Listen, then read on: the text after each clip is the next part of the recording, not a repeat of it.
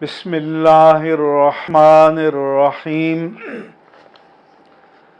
نحمده ونصلی ونسلم علی رسولہ الکریم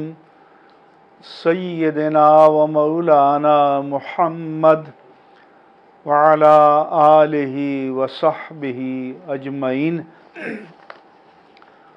ناظرین کرام، عید الاضحیٰ کے مبارک ایام ہیں اور ان مبارک ایام میں سیدنا ابراہیم علیہ السلام اور خاتم النبیین سیدنا محمد الرسول اللہ صلی اللہ علیہ وآلہ وسلم کی سنت قربانی ادا کی جاتی ہے۔ اس لیے میں چاہتا ہوں کہ قربانی کو ذبح کرنے کا مسنون طریقہ کیا ہے آپ کی خدمت میں بیان کر دیا جائے۔ قربانی کے جانور کو پانی پلائیں، پھر اسے اس مقام پر لائیں جہاں اسے ذبح کیا جائے گا۔ جس چھری سے ذبح کیا جانا ہے اسے تیز کر دیں تاکہ ذبح کے وقت جانور کی تکلیف کم سے کم ہو۔ جانور کو قبلہ رخ کر کے بائیں پہلو پر لٹائیں اور پھر اسے ذبح کریں، اور ذبح کرنے سے پہلے یہ دعا پڑھے: انی وجہت وجہی للذی فطر السماوات والارض علی ملت ابراہیم حنیفا وما انا من المشرکین ان صلاتی ونسکی ومحیای ومماتی للہ رب العالمین لا شریک لہ وبذالک امرت وَأَنَا مِنَ الْمُسْلِمِينَ اللہم منکا ولکا عن فلان او فلانت۔ اگر خود ذبح کرے تو منی کہے، اور اگر کسی اور کی جانب سے ذبح کرے تو عن کے بعد اس کا نام لے، اور اگر گائے کی قربانی ہے اور 7 افراد کی جانب سے ہے تو پھر ان 7 کا نام لے، یا کم از کم ان کا نام ذبح کرنے والے کے ذہن میں مستحضر ہونا چاہیے۔ پھر بسم اللہ اللہ اکبر کہہ کر جانور کے گلے پر چھری چلا دے،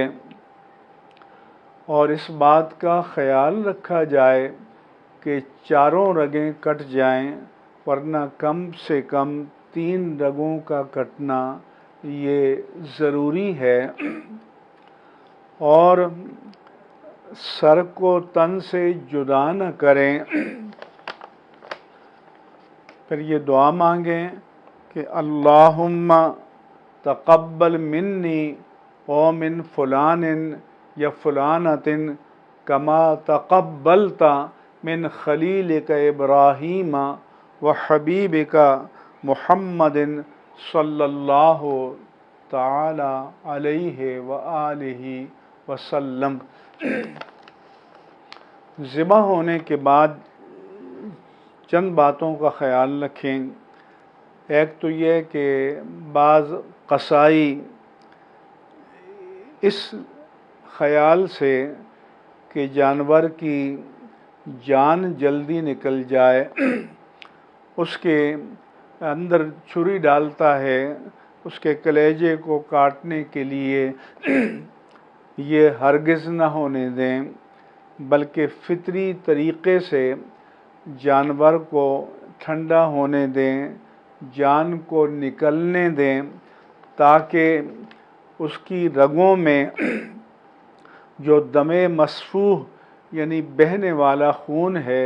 وہ مکمل طور پر نکل جائے۔ پھر جب تک جانور پوری طرح سے ٹھنڈا نہ ہو جائے، جان نہ نکل جائے، قصائی کو اس بات کی اجازت نہ دیں کہ اس کی کھال اتارنا شروع کر دے۔ ناظرین کرام، آپ جانتے ہیں کہ جب ہم انجیکشن لگواتے ہیں تو جب انجیکشن کی جو سوئی ہے، سرنج ہے، وہ جلد کو کراس کرتی ہے تو تکلیف کا احساس زیادہ ہوتا ہے، اور جب گوشت میں چلی جاتی ہے تو تکلیف کا احساس اتنا نہیں ہوتا، کیونکہ جلد حساس ہوتی ہے۔ اس لیے جب تک جان پوری طرح سے نہ نکل جائے، قصائی کو کھال اتارنے کی بالکل اجازت نہ دی جائے۔ اس کے بعد اس بات کا بھی خیال رکھا جائے کہ جب قصائی کھال کو اتارے تو کھال کٹنی نہیں چاہیے، اور یہ بھی نہیں کہ اس پر گوشت لگا ہو یا چربی لگی ہو، کیونکہ جب کھال کٹ جاتی ہے تو اس کی قیمت کم ہو جاتی ہے۔ آپ جس ادارے یا مستحق کو دینا چاہیں تو اسے اس کی پوری قیمت ملنی چاہیے۔ یہ جو بہنے والا خون ہے ذبح کے وقت، یہ حرام بھی ہے اور ناپاک بھی ہے۔ اس کے چھینٹے اگر بدن پر یا کپڑے پر لگ جائیں تو ان کو دھو لینا چاہیے، اور صابن سے دھو لیں۔ اس کے بعد اگر اس کا دبا رہ جائے تو اس میں کوئی حرج نہیں ہے۔ جانور کا جو گوشت بنایا جاتا ہے تو اس پر جو خون ہوتا ہے وہ دم مسفوح یعنی بہنے والا خون نہیں ہوتا، جو حرام اور ناپاک ہے۔ لہذا وہ اگر جسم پر یا کپڑے پر لگ جائے تو اس سے کپڑا ناپاک نہیں ہوتا۔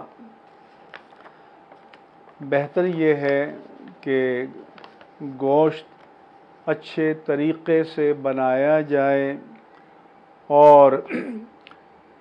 افضل یہ ہے کہ اس کے 3 حصے کیے جائیں، اور ایک حصہ فقراء اور مستحقین کو دیا جائے، ایک اپنی ضرورت کے لیے رکھا جائے، اور ایک دوست احباب کو تحفے کے طور پر دیا جائے۔ لیکن اگر کوئی سارے کا سارا گوشت فقراء اور مساکین کو دینا چاہے تو یہ بڑے اجر کی بات ہے۔ اور یہ بات بھی ذہن میں رہنی چاہیے کہ اگر فرض کرو دمبے کی یا بکرے کی قربانی ہے، اور قربانی کرنے والا خاندان میں ایک ہے، اس کے 8-10 افراد ہیں، ان کی ضرورت زیادہ ہے، تو پھر وہ پورا گوشت بھی اپنی ضرورت کے مطابق اپنے گھر میں استعمال کر سکتے ہیں، یا تہائی سے زیادہ بھی اپنی ضرورت کے مطابق اپنے گھر کے لیے رکھ سکتے ہیں۔ البتہ مہینوں تک اس کا اسٹاک کرنا یہ مستحسن بات نہیں ہے۔ اسی طرح سے جب آپ اس میں سے فقراء کو، مستحقین کو دیں تو یہ نہیں ہے کہ چھیچڑے اور چربی جمع کر کے دے دیں، بلکہ گوشت کی جتنی اقسام ہیں اس میں ان کو مکس کر دیں، مخلوط کر دیں، اور پھر جیسے اپنے لیے ہم اچھا گوشت پسند کرتے ہیں، بوٹیاں پسند کرتے ہیں، فقراء کو بھی اسی طرح سے دینا چاہیے تاکہ وہ خوش دلی سے کھائیں، خوش دلی سے لیں، اور پھر وہ اس گوشت کو پکا کر کھائیں تو آپ کے لیے دعائیں دیں۔ اللہ تبارک و تعالی سب قربانی کرنے والوں کی قربانی کو اپنی بارگاہ عالی میں مقبول، مأجور اور مشکور فرمائے، اور اللہ تبارک و تعالی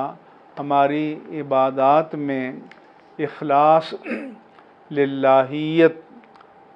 اور تقرب کی نیت عطا فرمائے، کیونکہ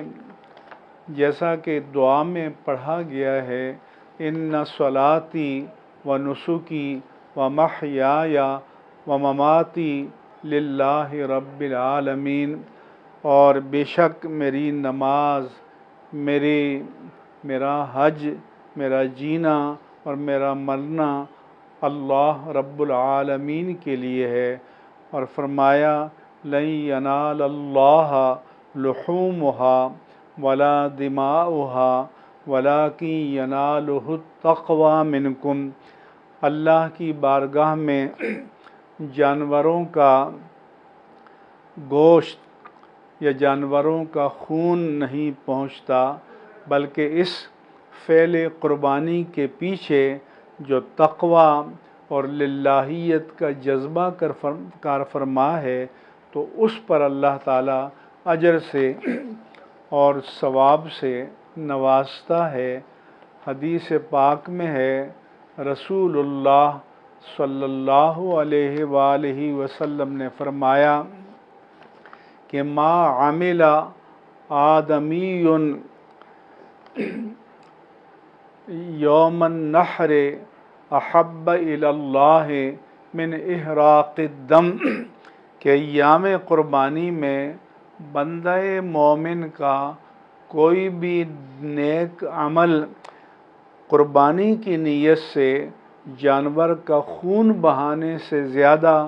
اللہ کی بارگاہ میں محبوب نہیں ہے، اور یہ قربانی کا جانور اپنے سینگوں اور اپنے کھروں اور اپنے پورے وجود سمیت قیامت میں حاضر ہوگا، اور پھر فرمایا کہ وَإِنَّ الدَّمَ لَيَقَعُ مِنَ اللَّهِ بِمَكَانٍ قبل ان یقع بالارض، کہ قربانی کے جانور کا خون زمین پر گرنے سے پہلے اللہ کی بارگاہ میں قبولیت کو پا لیتا ہے۔ فَطِيبُوا بِهَا نَفْسًا، سو اے مومنو خوش دلی سے قربانی کیا کرو۔ اللہ تبارک و تعالی ہم سب کو جو صاحبان استطاعت ہیں قربانی کی توفیق عطا فرمائے، اور اللہ تعالی سب کی عبادت قربانی کو اپنی بارگاہ میں مقبول، مأجور اور مشکور فرمائے۔ آمین یا رب العالمین، بجاہ سید المرسلین، وآخر دعوانا ان الحمد للہ رب العالمین۔